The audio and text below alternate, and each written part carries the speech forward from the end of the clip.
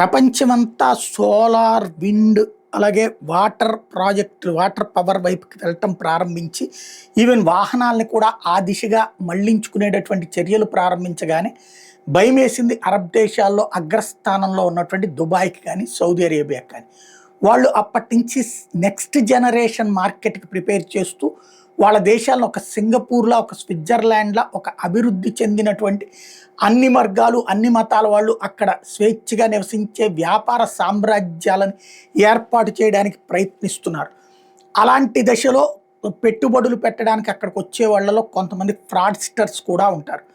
అలాంటి ఫ్రాడ్‌స్టర్‌ని బేస్ చేసుకొని అలాంటి వాళ్ళు ఇన్వెస్ట్ చేశారంటూ దుబాయ్ మీదన ఫైనాన్షియల్ క్రైమ్స్‌ని బేస్ చేసుకొని యూరోపియన్ యూనియన్ బ్లాక్ లిస్ట్‌లో పెట్టింది ఇంతవరకు. ఇప్పుడు తాజాగా దానికి సమాధానాలు చెప్పి, వివరణలు ఇచ్చి వాళ్ళని కన్విన్స్ చేశాక ఇప్పుడు దుబాయ్ మీదన యూరోపియన్ యూనియన్ పెట్టినటువంటి ఫైనాన్షియల్ క్రైమ్ బ్లాక్ లిస్ట్‌ని తీసివేసింది.